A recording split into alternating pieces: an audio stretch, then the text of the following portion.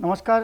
Bharat live देख रहे हैं। एक बड़ी खबर सामने आ रही है और बड़ी खबर ये है कि कहीं ना कहीं जो बिहार में आज वोटिंग हो रही है उसके ट्रेंड देख करके साफ लग रहा है कि तेजस्वी यादव ने कहीं ना कहीं खेल कर ही दिया है। अब पूरे मामले को अगर बताएं आपको तो जिस तरह से वोटिंग के लिए 10 बजे वोटिंग का शुरुआत होना था, शुभारंभ होना था, उससे पहले 9 साढ़े 9 बजे से ही लाइन लगना शुरू हो गया और एनडीए के नेता लाइन में खड़े नजर आए। लेकिन इन सबसे अलग उन नेताओं का कॉन्फिडेंस कहीं ना कहीं हिल रहा था। वोटिंग देकर के नेता बाहर निकल रहे थे और मीडिया इस बात पर नज़र बनाई हुई थी कि आखिर क्या कुछ हो रहा है अंदर में। हालांकि एक बात तय नज़र आया कि भारतीय जनता पार्टी हो या जनता दल यूनाइटेड हो, दोनों दल के नेता जब बाहर निकले तो उन्होंने ये जरूर बताया कि द्रौपदी मुर्मू की जीत पक्की है। लेकिन सबसे बड़ी बात यह है कि ये सारा खेल जो है वो 21 तारीख को पता चलेगा।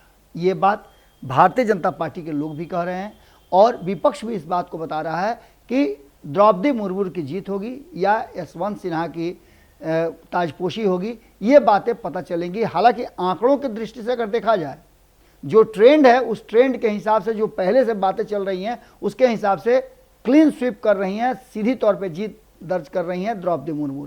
लेकिन पिछले 24 घंटे में जो स्थितियां पैदा हुई हैं और जिस तरह से चोट किया गया है तेजस्वी यादव के द्वारा द्रौपदी मुर्मू पर और उनके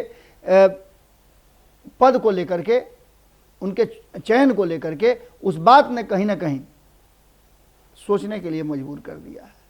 एक बार फिर से वोटिंग देने पहुंचे तेजस्वी यादव ने अपनी बातों को रखा है और पुरानी बातों को दोहराया है, जिसको लेकर के विपक्ष लगातार उन पर हमला कर रहा है पिछले 24 घंटे से।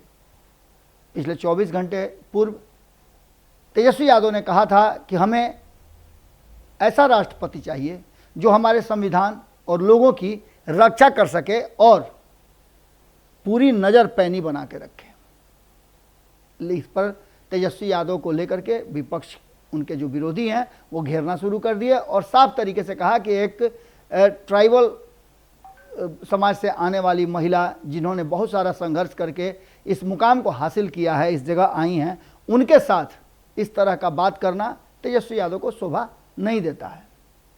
कई लोगों ने तो यहाँ तक कहा कि हमने तेजस्वी यादव की माता जी को, जिन्हें हस्ताक्षर करने भी नहीं आता था, उनको मुख्यमंत्री के रूप में स्वीकार किया। इन सारी बातों को लेकर के दो दाव खेले गए हैं।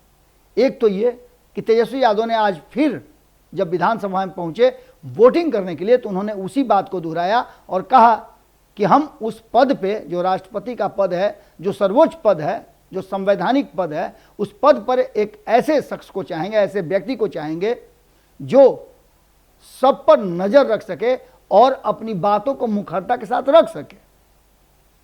इन सारी बातों को लेकर के तेजस्वी यादव ने एक बार फिर से अपनी ही बातें दोहराई है। लेकिन एक सवाल यह भी खड़ा होता है कि क्या महिला के नाम पर राष्ट्रपति पद के उम्मीदवार का, और वो भी एक ऐसे समाज से आती हैं जिसकी चर्चा हम लगातार कर रहे हैं, एक ऐसे समाज से आती हैं जो सबसे पिछले पायदान पर खड़ा है, उन्हें राष्ट्रपति बनाने के लिए जिस तरह का तैयारी किया गया, वो अगर स्वीकार होता भी है, राष्ट्रपति बनती हैं, तो क्या उपराष्ट्रपति पद के लिए विपक्ष ने जिस नाम को सुझाया है मार्केट हलवा का, क्या उनका समर्थन भारतीय जनता पार्टी, नीतीश कुमार और अन्य एनडीए के दल करेंगे? क्योंकि वो भी एक महिला हैं और ऐसे समाज से आती हैं जो कहीं ना कहीं सबसे पीछे पैदान पर खड़ा है।